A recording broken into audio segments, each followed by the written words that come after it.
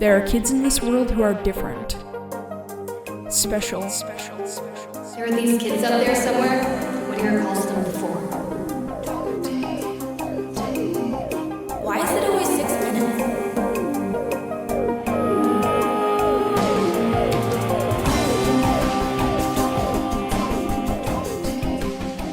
In this episode, I'll be breaking down the 41st episode of 6 Minutes Season 4, piece by piece.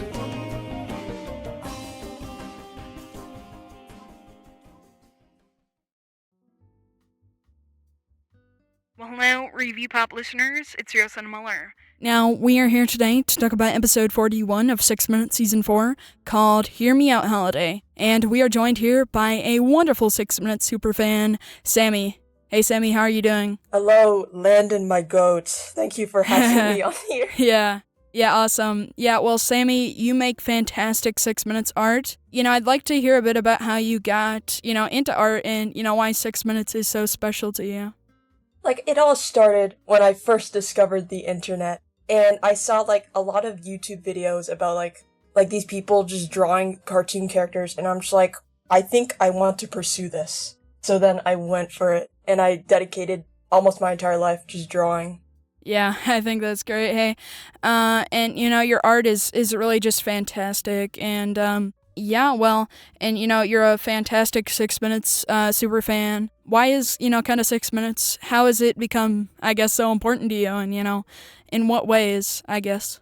Okay, so at first, when I first listened to 6 Minutes, I first listened to it in 8th grade. And, over time, I just grew, a lot of interest for it, so I just went ahead and, listened to more episodes, outside of my classroom. Yeah. And, overall, I just made, a lot of good memories talking to other people about 6 Minutes, and it's just, it's now just deeply rooted into my heart, just talking about 6 Minutes with other like-minded individuals. Yeah, I think 6 Minutes hits a lot of people in a lot of different ways. And, I mean, it's just amazing how many fans there are, and it's a great community, absolutely.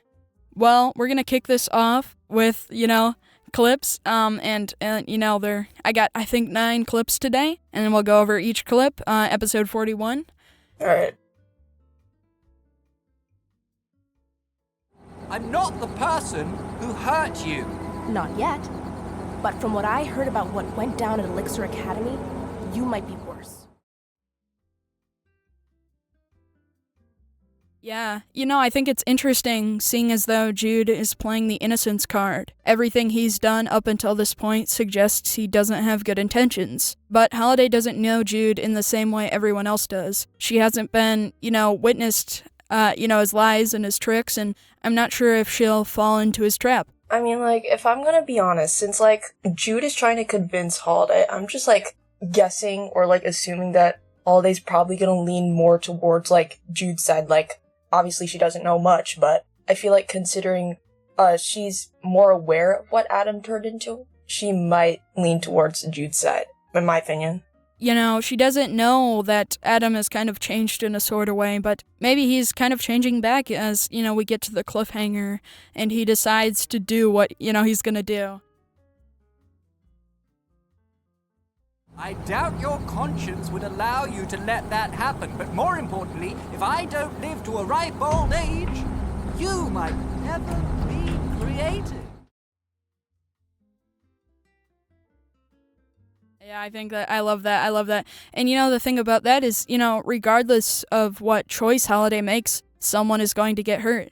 Saving Jude might not mess with her existence, but who's to say Adam won't come after her and Birdie? Adam hasn't felt such a strong feeling in a really long time, and I don't think he'll appreciate Holiday interfering. And just because Holiday saves Jude this time, that doesn't mean that she can't be wiped from existence in other ways. I talked about this with Isabella Dennison, but I'll say it again. Monica changing the past could affect everything. Listening to, the entire podcast, I didn't really pay attention much to, Monica's past, but, now hearing it, I'm just really invested as to, what she's gonna do to, somehow change the past. You have to pick a side. I hope to hear from you soon. What the heck was that about? I'm not really sure. that question is if Jude can control Holiday. Of course, he's not in a position to right now, but if he does get Holiday on his side, he might start to control her, and that would be devastating. Yeah, what do you kind of think of younger versions of characters? Do you like it, or, just the way they've been written so far? I mean, for, the younger versions of characters, the only one that, I'm okay with is, younger Joe. Yeah, I think I'm really glad that we're seeing that, in season 4, and it adds a lot, for sure. Yeah, we were talking about this, I think, on, Discord. What did you think of kind of, just that reveal of Jude being this big villain? For Jude being a villain, I was definitely surprised, but I wasn't mad. I was more mad at the fact that he turned out to be a younger version of Dr. Whittier, and it really affected me. Yeah. I have no interest in making small talk with Elmer Fudd. What did you call me? We are very grateful for your hospitality, aren't we, girls? No. Yes. Right. We really do like your house, Joe. Yeah, I think this is so hilarious, and the music cue adds so much, right? There's a lot of tension, which is, on one hand, funny, although this determines both Kady and Joe's future, which has a lot to do with Brynleigh's future. But maybe forcing the situation isn't the way to go. There's not much Brynleigh can do, and if she continues intruding, she's only making things worse. Do you have kind of any predictions of, how little Bryn being around will affect the dynamics of everything, and, both of those characters, Joe and Kady? I don't really have a exact prediction, but I can tell, there's gonna be some scenarios where it's gonna be, really funny. I can tell it's gonna be really funny for them to deal with. They're very different people, Joe and Kady. I feel like it was so exciting to see young Joe come back. What did you think of that at first when you first heard him? And he's played by a very fantastic, actor. I thought, when we heard Joe, I thought he was, still an adult. He sounds like an adult to me, I don't know, but, I like his character. I like a younger version of him. Yeah.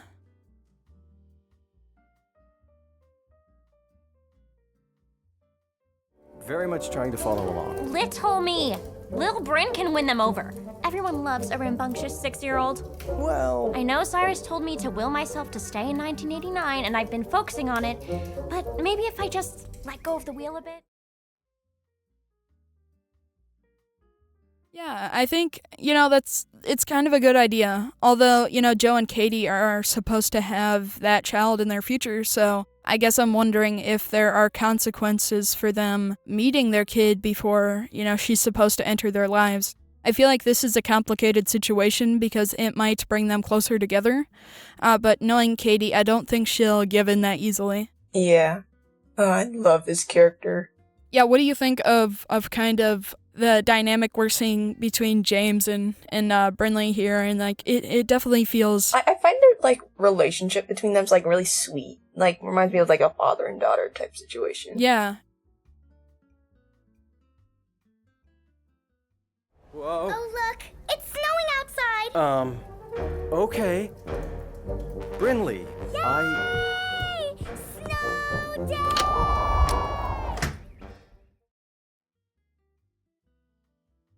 So this kind of answers my question of if the snowstorm would play a role in the coming episodes, and I'm happy it is. It's a great callback to season 1, and I hope we'll see something similar. What if, like Badger, little Bryn gets caught in the snowstorm? Then Joe, Kady, and James would come looking for her, and I think that would be really cool to see. Yeah, I'm curious, I asked this to Isabella Dennison, but what did you think of the snowstorms in Season 1 and how that really changed, the game story-wise, and if we could see something similar here? For Season 1, I guess, they played, kind of a big role, but I think in this season, I feel like they won't be much of a big role. Yeah, no, I thought the snowstorms in Season 1 just feel really iconic. Hello? Pilot! Attention passengers, the pilot can't hear you right now. He's a little unconscious. Adam. My goat mentioned. My goat. Yeah. Yeah, you know, it's interesting. I'd like to say that Jude is always 2 steps ahead, but this time Adam was the one to surprise surprise Jude. And thinking back to season 2, Dr. Whittier faked his death on a plane. We're seeing something similar here. I mean, I definitely agree.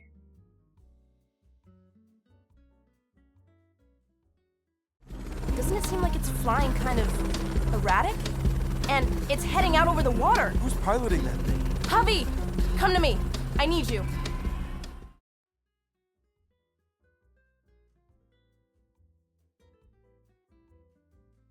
Jude mentioned Holiday's conscious. Maybe that's part of the reason she can't let him die. It's a high-stakes situation, and Holiday might, be making a decision that she will later regret. And, Jude is tricking Holiday, right? I'm curious to know your reaction to, when, Holiday found out that Jude was Dr. Whittier, and I think it was, revealed at such a perfect time in the season. Okay, so, the scene between Holiday and, Holiday finding out that Jude is Dr. Whittier, it could have played a bit more later into the season, if I'm gonna be honest.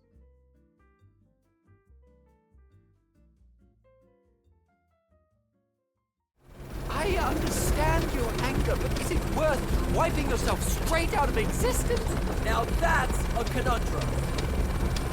I guess I'll take my chances.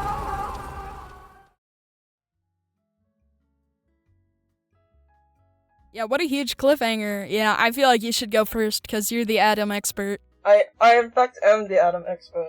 I loved it, cause it's I really like seeing the villain versus villain dynamic, and it's really interesting for me to see, Adam, or, hear Adam almost defeat Dr. Whittier once again, kind of kill him off. He, in this scene, or, after this scene, Aldi's definitely gonna save Jude. Yeah, I don't really see it going another way, right? Because Holiday is concerned that she won't exist anymore, and I mean that's a serious concern, right? Yeah. Hey, well, Sammy, it was so great having you on, and you're such a fantastic artist, and I definitely look forward to what you're gonna do next. Thank you, Landon, for having me on here, and thank you again.